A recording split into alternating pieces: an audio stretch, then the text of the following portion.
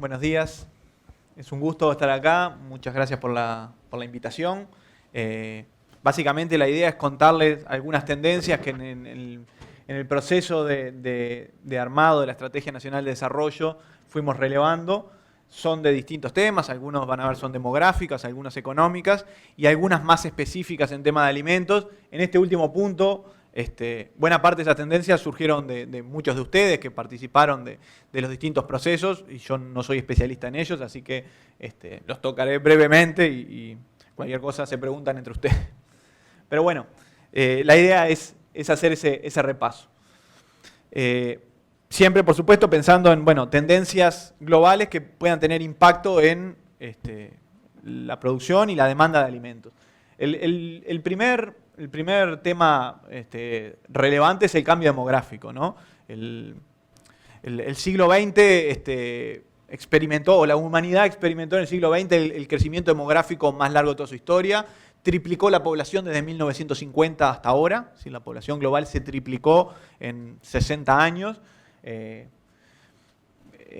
Hoy en día la población está entre 7 y 8 mil millones de habitantes. Las proyecciones son que a 2050 la población esté en el entorno a los 10 mil millones de habitantes, o sea que señala por un lado que la tendencia de crecimiento demográfico y junto a eso el crecimiento en la demanda de alimentos se va a mantener. También hay una tendencia al aplanamiento de la curva, es decir, la velocidad del crecimiento demográfico se va disminuyendo y sobre todo lo que se está dando es, y lo que se va a dar en las próximas décadas, es un cambio relevante en la distribución regional de la población.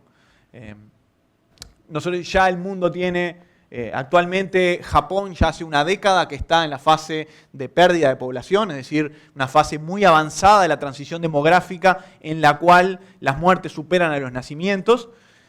Buena parte de Europa está muy cerca de esa situación, ¿sí? Y la idea es, y las proyecciones lo que señalan es que antes de 2050 Europa va a entrar en la fase de disminución de población. De hecho, se espera que en 2050 Europa tenga menor población que la que tiene hoy en día. Eso es parte de un proceso de largo plazo que acompaña el proceso de desarrollo de las sociedades, ¿no? El desarrollo de las sociedades va de la mano, del aumento de la calidad de vida va de la mano de dos fenómenos que son, por un lado, el aumento de la esperanza de vida. Es el primer factor, la primera etapa, sobre todo cuando se controlan las enfermedades infecciosas, muy asociado a la generalización del acceso al agua potable, el saneamiento y las vacunas. Y el primer resultado de eso es una explosión demográfica. Después, ese proceso se mantiene, o sea, la esperanza de vida sigue aumentando. El segundo factor es la disminución de la natalidad. Cambios culturales profundos y sobre todo cambios en el rol de la mujer en la sociedad, va transformando la natalidad y las sociedades pasan. Uruguay tenía 6 hijos por mujer en el año 1900 y hoy en día tiene unos 6, más o menos. Eso tiene que ver, en fin, con transformaciones relevantes que van de la mano del empoderamiento de las mujeres y la definición de cuántos hijos quieren tener y cuándo quieren tenerlos. Y es muy claro, además, si uno lo mira internamente en Uruguay, la diferencia por nivel educativo. Las mujeres con educación terciaria tienen el primer hijo después de los 32 años y tienen una cantidad de hijos promedio de 1. Y las mujeres con educación primaria tienen el primer hijo antes de los 20 años y llegan a tener cerca de 3 hijos en promedio. Entonces hay diferencias muy grandes, pero la tendencia fuerte es, a medida que mejora la calidad de vida de la población, la disminución en la natalidad es muy fuerte y llega un momento en el cual la natalidad se ubica por debajo de la tasa de reemplazo. La tasa de reemplazo es la cantidad mínima de hijos por mujer para mantener la población a largo plazo. Eso es 2,1. Uruguay llegó a ese nivel en el año 2004 y desde entonces ha seguido bajando. El mundo todavía no llegó a esa situación, pero buena parte del mundo sí. Entonces, las próximas décadas lo que se espera es que el foco de crecimiento demográfico esté en África, ¿no? Si tienen ahí, lo que tienen en el gráfico es la tasa global de fecundidad, o sea, el promedio de hijos por mujer. Y fíjense, las zonas azules y verdes son entre 5 y 6 hijos por mujer, y buena parte de África está en esa situación. Va a ir cayendo, o sea, la expectativa es que vaya cayendo también la fecundidad en esas regiones, pero va a dar para varias décadas de crecimiento demográfico. Entonces, el foco del crecimiento demográfico en las próximas décadas va a estar en África y el sur de Asia. Ahí hay diferencias importantes, ustedes saben, entre China, por ejemplo, que tiene una política férrea de control de la natalidad desde hace varias décadas, e India, que no lo tiene. India está alcanzando a China en población y lo va a superar en los próximos años. Entonces, esos son cambios relevantes que van a tener impactos en la demanda de alimentos y que deberían tener impactos en la política comercial del país, de un país productor y exportador de alimentos. El otro cambio relevante es la urbanización. Ustedes saben que eso también es un proceso de largo plazo y también tiene mucho impacto en la demanda de alimentos.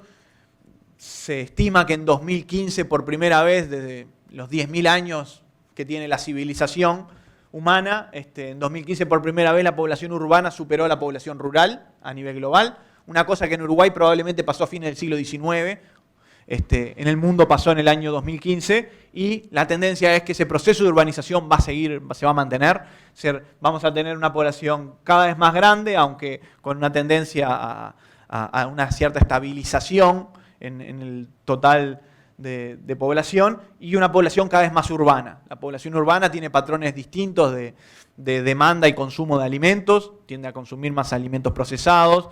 La población rural, buena parte de ella se autoabastece, o sea, produce alimentos para el autoconsumo. Entonces, en términos de la demanda de alimentos, el mundo va a seguir demandando alimentos en las próximas décadas. El otro elemento relevante es el envejecimiento, fruto de la transición demográfica, esto de que aumenta la esperanza de vida y cae la natalidad, la consecuencia es el envejecimiento. La población será cada vez más envejecida, eso es también parte del proceso natural. Una población más envejecida tiene necesidades nutricionales distintas, le pueden preguntar a Virginia allí si les interesa, pero bueno, eso también tiene impactos en el tipo de alimentos que se van a demandar. El segundo de las tendencias relevantes son los cambios en los flujos de comercio. Esto tiene una importancia muy grande para Uruguay, lo ha tenido históricamente. Ustedes saben que Uruguay hizo una enorme transformación a fines del siglo XIX en toda su capacidad productiva de alimentos para poder insertarse en un mundo que demandaba alimentos con ciertas características para poder exportar sobre todo sus carnes. Eso fue una transformación relevante de la última mitad del siglo XIX y la primera mitad del siglo XX, que Uruguay logró adaptar su estructura productiva de alimentos y de fibras, de lana y cuero, para poder abastecer un mundo que estaba procesando la segunda revolución industrial. Y le permitió un periodo relativamente prolongado de alto crecimiento económico. Sin embargo, a partir de la Primera Guerra Mundial, el mundo entra a un proceso de transformaciones muy grandes. Sale de la Segunda Guerra Mundial un mundo totalmente distinto, donde los flujos de comercio eran totalmente distintos y Uruguay quedaba afuera de los flujos de comercio globales, ¿no? Ahí se produjeron varias cosas que implicaron, que estuvieron asociados a esos cambios. Por un lado, bueno, Inglaterra, que era la potencia hegemónica hasta la Primera Guerra Mundial, desarrolla la Commonwealth, el acuerdo con sus ex colonias, con lo cual favorece la compra de alimentos de sus ex colonias y quedamos un poco afuera de esos flujos comerciales, pero además la sustitución de Inglaterra por Estados Unidos como la potencia hegemónica. Estados Unidos es un país gran productor de alimentos y que en general se autoabastece de alimentos, tuvo importancia muy grande, y la conformación la conformación progresiva después de la Segunda Guerra Mundial de la Comunidad Económica Europea y después la Unión Europea, también con una política fuerte de autoabastecimiento de alimentos, implicó que aunque Uruguay tenía una capacidad de producción y colocación de alimentos muy grande, los flujos comerciales no lo favorecían y eso tuvo un impacto muy grande en la economía nacional e implicó largas décadas de estancamiento económico que ustedes conocen. Entonces, esto para ver que, bueno, en definitiva, una cosa es que el mundo vaya a consumir alimentos y otra cosa es que nosotros podamos vender nuestros alimentos ahí, no son necesariamente sinónimos. Si me hubiera tocado hablar hace 5 años, hubiera dicho que había una tendencia muy clara a una globalización cada vez más profunda y flujos de comercio cada vez más liberalizados. Ustedes saben que ahora sería un poco temerario decir eso, el mundo está en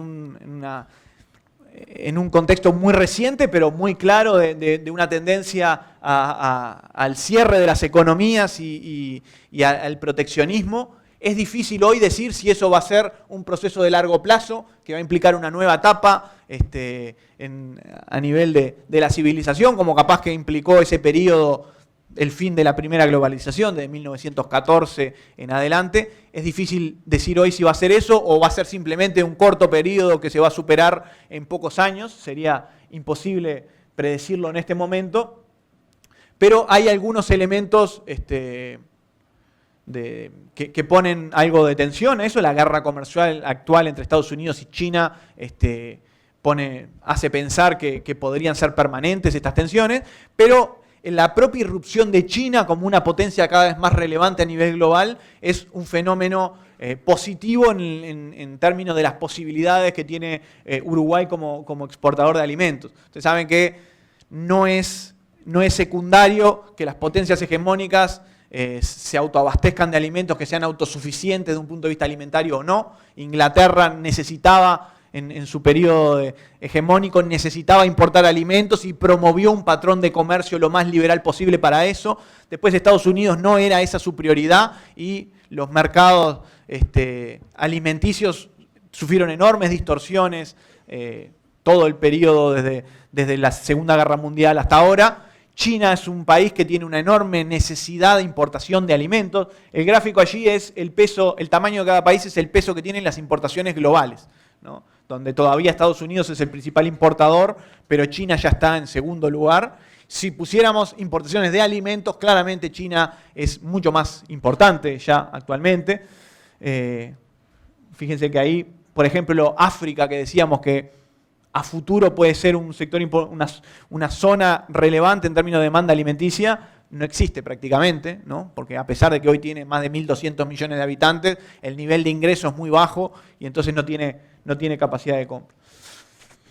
Pero bueno, entonces ahí hay algunas cosas que implican grandes dudas, pero como dos caminos que se bifurcan, una tendencia de la mano de China a una mayor liberalización de los flujos de comercio alimenticio, pero no es claro que eso vaya a prevalecer. Bueno, está el acuerdo Mercosur y Unión Europea, que puede implicar algunas oportunidades relevantes. Todavía no hay suficientes análisis de los impactos posibles del acuerdo para distintos productos. Sabemos que la Unión Europea tiene una política de largo plazo bastante proteccionista en términos de sus alimentos, que se abre en términos de cuotas, de ampliar las cuotas en buenas partes de sus alimentos. Eso es todo un tema también para saber qué puede pasar. Y tal vez en una mirada más largo plazo, interesante pensar en términos de las nuevas regiones demandantes. Hablábamos de África, que hoy en día es prácticamente irrelevante, pero que podría jugar un papel relevante en el mundo en las próximas décadas. El mundo árabe, que ya son, si lo miran por allá, tiene un tamaño relevante. Algunos países, como Arabia Saudita y demás, son actualmente ya mercados de cierta importancia. El resto de Asia también, y Centroamérica. Centroamérica también es una región que para algunos productos puede ser un mercado relevante, en un contexto en el cual podría haber posibilidades de una mayor integración de toda América, haciendo confluir los grandes bloques comerciales que hoy existen, la Alianza del Pacífico, el Mercosur, el Acuerdo Comercial de Centroamérica. Eso podría dar pie a un mercado de cierta importancia. La tercera de las tendencias es la revolución tecnológica. Esta idea de las revoluciones tecnológicas tiene que ver con la idea fundamental de que el cambio tecnológico no es uniforme en el tiempo, sino que hay algunos momentos particulares en que se concentran un conjunto muy grande de innovaciones muy transversales, con una capacidad muy grande de transversalizar toda la estructura productiva y transformar las economías a nivel global y mucho más allá de las economías también las sociedades, ¿no? El grafiquito eso lo que hace es repasar las principales revoluciones tecnológicas en la historia, desde la primera revolución industrial, ya a fines del siglo XVIII, centrada en la mecanización con foco en la industria textil, la segunda revolución industrial que se centró en el dominio de la energía del vapor y su aplicación a la industria de los transportes, la tercera revolución industrial donde tuvo mucho peso la energía eléctrica como una de las tecnologías más transversales que conocemos, y bueno, actualmente se habla desde algún momento, algunos dicen la década del 70, otros la década del 90, pero que hay un conjunto de innovaciones muy relevantes, muy asociados a la digitalización, ¿no? El proceso de digitalización como el proceso de cambio tecnológico más relevante y más transversal, es algo que vivimos cotidianamente. Las tecnologías digitales hoy las aplicamos a cualquier aspecto de la vida cotidiana y a cualquier sector productivo. Una característica que tenía la estructura productiva mundial la mayor parte del siglo XX era la era de la producción en masa, se lo conocía como eso, ¿no? Donde el foco de las tecnologías estaba en aumentar la cantidad producida, ¿no? El foco era aumentar la productividad y aumentar la producción. Y un poco la característica actual se habla de la producción inteligente. Después vamos un poco a eso, pero que donde el foco ya no necesariamente es aumentar la cantidad producida, sino transformar el tipo de bienes y servicios que se producen y más la producción a medida del consumidor. Esto es un poco la caracterización que nosotros hacemos y que en la estrategia se hace de esta revolución tecnológica. Por un lado, la digitalización como el principal factor de cambio tecnológico ya muy maduro, pero el segundo foco centrado en la bioeconomía, ¿no? en la transformación que los avances en las biociencias y las biotecnologías están teniendo en la capacidad de producción de bienes a partir de biomasa. Esa es la característica central. Está obviamente en una fase todavía mucho menos desarrollada, pero bueno, hay mucha literatura que señala que ese sería uno de los focos más importantes de transformación tecnológica en las próximas décadas y la posible convergencia tecnológica entre los dos como el foco de irrupción más relevante, ¿no? Que tiene que ver con sistemas digitales que interactúan con sistemas biológicos. Esas son cosas que ya existen en muchos sentidos, desde aplicaciones al cuerpo, para hacer frente a problemas desde el marcapaso en adelante, digamos, esas cosas existen. Un poco la visión sería que esa puede ser un foco de innovaciones cada vez más relevantes, más allá del cuerpo humano, también a nivel de la producción en general. Y bueno, este gráfico lo que trata de mostrar es, bueno, en la historia de la humanidad, cómo en términos de la producción alimentaria, los paradigmas fundamentales, ¿no? El primero desde los inicios de la humanidad, basado en la economía de caza. Después, en algún momento allá hace 4 o 5 mil años, el foco fue la agricultura, aunque hubo mucho tiempo en que convivieron las dos, ¿no? Desde el siglo XIX, la economía alimentaria 3.0 dice basado en la producción industrial en masa de alimentos, pero que convivió, por supuesto, con la economía de la agricultura. Y el próximo paso, que sería el actual, y todavía conviviendo por un largo tiempo con la producción en masa, la economía alimentaria 4.0 de producción inteligente de alimentos, ¿no? Por eso se señala, bueno, la convivencia de la industria alimentaria de producción en masa con la producción inteligente. La tecnología puede servir para aumento de productividad, pero progresivamente cada vez más para la elaboración personalizada adecuada a un consumidor más exigente, ¿no? Eso como una característica, ya no solo producir cada vez más, que es un poco la característica del paradigma del siglo XX, sino producir alimentos específicos, especializados en ciertos grupos sociales e incluso al extremo en ciertas personas. Bueno, esto es la especialidad de ustedes, yo no me voy a meter acá porque me da un poco de vergüenza, pero esta idea de que las tecnologías más transversales, la trazabilidad y el Big Data que transversalizan todas las fases de la cadena, desde la preproducción, la producción y la postproducción. En la preproducción, foco y la participación fundamental de la biotecnología, la ingeniería genética, la posibilidad de producción de nuevos alimentos, de alimentos sintéticos, la bioinformática. En la fase de producción propiamente dicho, la sensorización y la robótica, todo lo que es la agricultura de precisión, la gestión de la información, y en la fase de postproducción, todo lo que es el comercio electrónico, el merchandising de precisión, la capacidad de hacer marketing dirigido a las personas en función de los gustos específicos, de las decisiones de la persona, de qué compró, qué página web visitó, en fin, todas esas cosas que hoy en día oímos. También en la fase de postproducción, las tecnologías, y sobre todo las tecnologías digitales, juegan un papel cada vez más relevante. Y bueno, la última de las tendencias, y creo que Virginia iba un poco en ese sentido también, parece ser el surgimiento de un consumidor cada vez más exigente, cada vez más informado, también uno podría decir más desinformado, más bombardeado por, como escuchábamos recién, con la visión de la industria, la visión de la publicidad, pero parece haber una tendencia de esto de los consumidores como controladores globales que visualizan la comida como un servicio de bienestar que va más allá de la mera nutrición y la idea de saber de dónde viene el alimento, qué le hace a mi cuerpo, cómo fue producido, qué consecuencias ambientales tuvo el proceso productivo, qué sufrimiento animal implicó, empiezan a ser cada vez más relevantes, ¿no? Y el poder responder a esas preguntas, dar una respuesta satisfactoria a esas preguntas, posibilita el acceso a nichos de mercado más específicos, con precios más altos, con mayor estabilidad de precios, todo el tema de la alimentación personalizada, la sostenibilidad ambiental en toda la cadena,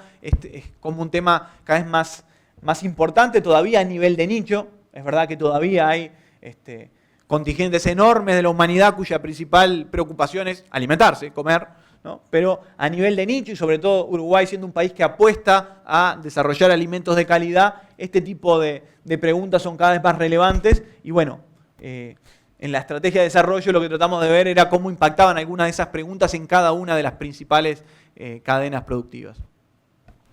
Bueno, y finalmente el cambio climático.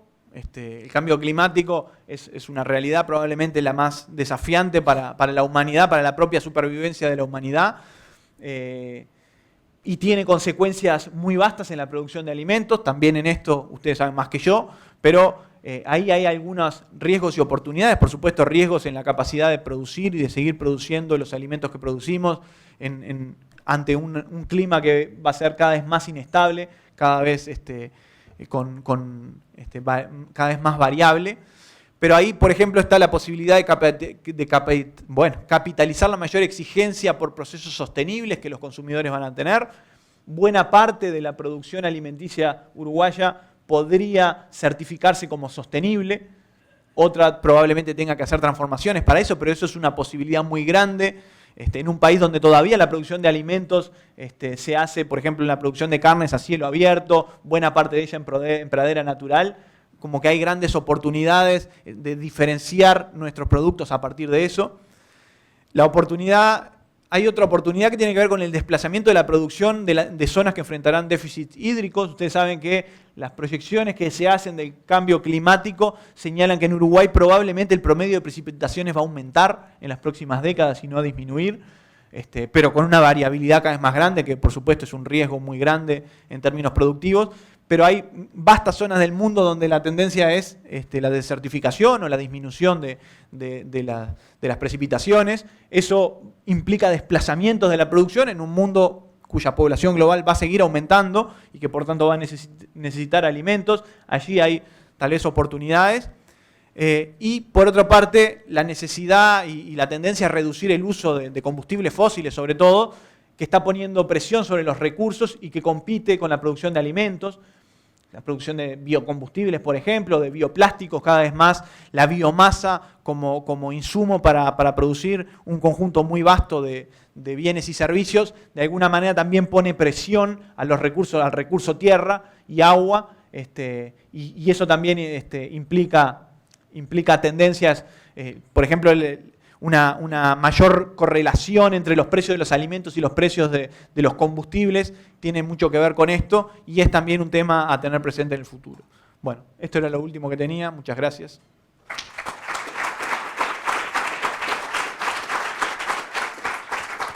Bueno, muchas gracias, Fernando. Muy buena tu presentación.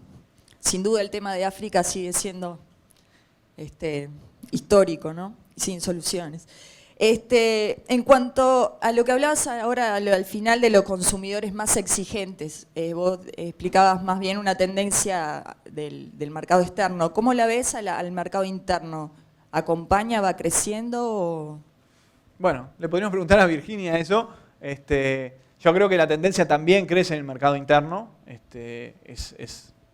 Es una tendencia cada vez más fuerte en el mercado interno, pero el foco de los estudios pusimos en los mercados internacionales porque es una tendencia que probablemente se generalice, pero que está muy centrada en los países de alto nivel de ingreso, ¿no? En Europa sobre todo y en Estados Unidos.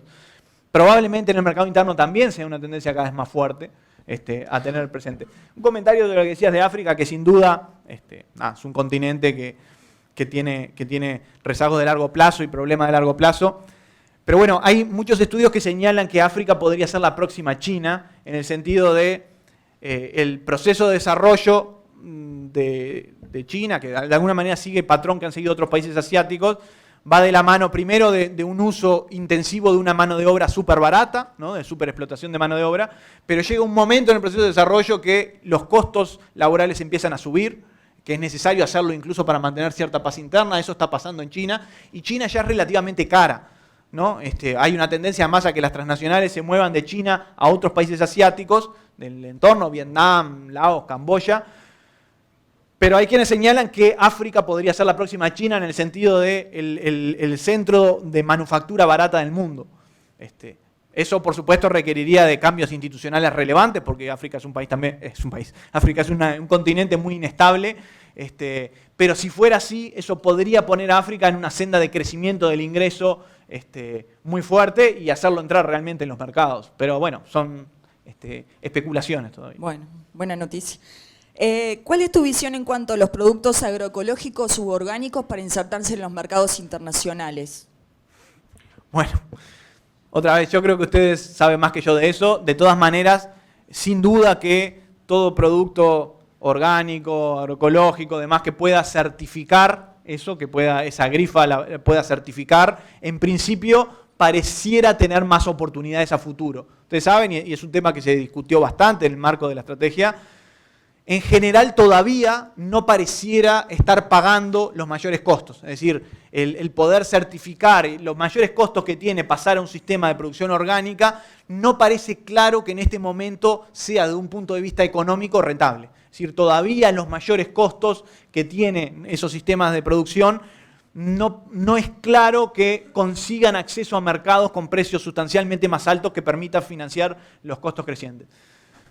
En esto hay distintas visiones, pero un poco pareciera haber cierto consenso en que podría darse a futuro, que la tendencia podría mantenerse si la preocupación ambiental sigue creciendo, y parece que va a seguir creciendo porque los sucesos extremos, climáticos extremos, van a seguir dándose, y no parece que el mundo esté avanzando mucho en temas como los compromisos de París. Entonces, ¿no? Hubo un informe de miles de investigadores hace pocos años marcando una situación de catástrofe inminente. Entonces, eso va a ir de la mano que los sectores de altos ingresos y alto nivel educativo seguramente van a ser cada vez más exigentes, y eso podría abrir oportunidades. Yo creo que a priori pareciera que ahí va a haber oportunidades. No es claro que en este momento exista.